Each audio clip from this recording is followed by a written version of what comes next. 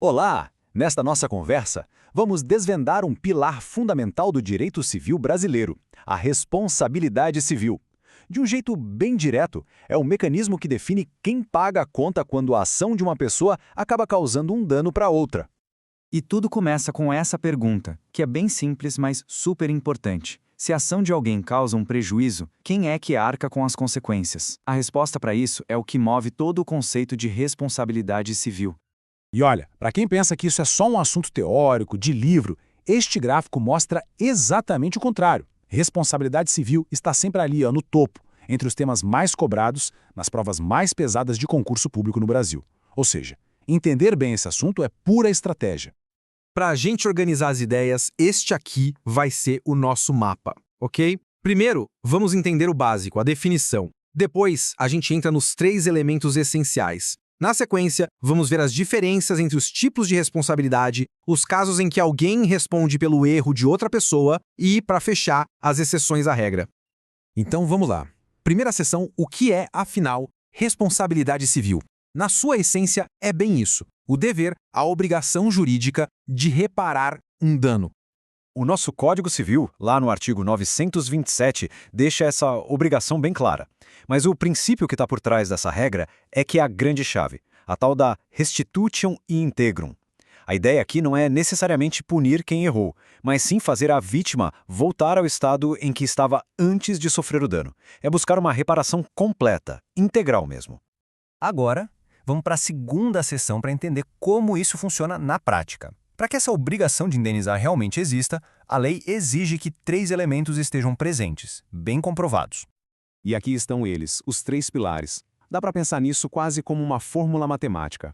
É preciso ter um ato ilícito, que cause um dano e que exista uma ligação direta, uma ponte entre esses dois. Essa ponte é o que chamamos de nexo causal.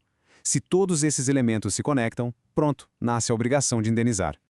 O primeiro pilar, o ato ilícito, está lá no artigo 186. Basicamente, é uma conduta que vai contra a lei e que, claro, prejudica alguém. E a palavra-chave aqui é culpa. O conceito de ato ilícito está totalmente amarrado na ideia de uma conduta culposa.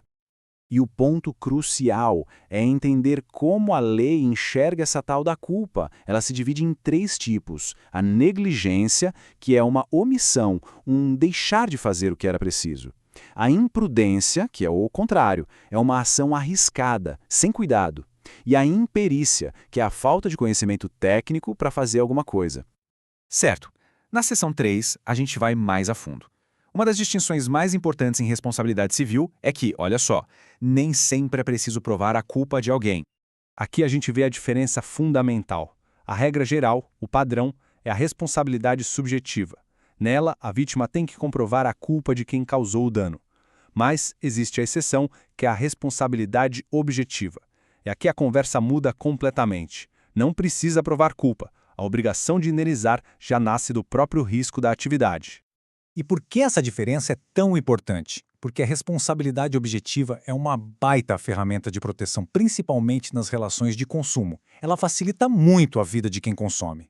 Não é preciso provar a culpa da empresa, sabe? Basta provar o dano e a ligação dele com o produto ou serviço. Chegamos na nossa 4ª seção. Agora vamos ver as situações em que alguém paga pelo erro de outra pessoa. Sim, o sistema jurídico prevê casos em que uma pessoa ou uma empresa é responsabilizada pelo ato de um terceiro. Essa tabela resume bem os casos do artigo 932 do Código Civil. Pais respondem pelos atos dos filhos menores, empregadores pelos seus funcionários em serviço e por aí vai. E o ponto mais importante aqui é que, em todas essas situações, a responsabilidade é objetiva, ou seja, nem se discute a culpa de quem está pagando a conta. E para fechar, nossa última seção, as rotas de fuga, são os argumentos legais que podem literalmente quebrar aquela corrente da responsabilidade e livrar alguém do dever de indenizar. Essas são as chamadas excludentes de nexo causal. Pensa comigo, se o dano aconteceu por culpa exclusiva da própria vítima, ou por ato de uma terceira pessoa que não tem nada a ver com a história, ou por um evento de força maior, tipo um desastre natural, a ligação, aquela ponte, se rompe. E sem essa ligação, não há dever de indenizar. E não para por aí. O próprio Código Civil, lá no artigo 188, diz que certas ações, mesmo que causem algum dano, não são consideradas ilícitas. É o caso de quem age em legítima defesa, por exemplo, ou no exercício regular de um direito. Se o ato não é ilícito, um daqueles 3 pilares que a gente viu simplesmente desaparece. E para encerrar, fica aqui uma provocação que já está movimentando o mundo do direito. A responsabilidade civil está evoluindo, indo além do dano causado a um único indivíduo. Quando o prejuízo atinge a coletividade inteira, como num dano ambiental, quem repara? Essa é a grande discussão sobre os danos meta-individuais, a nova fronteira que expande tudo o que a gente conversou hoje.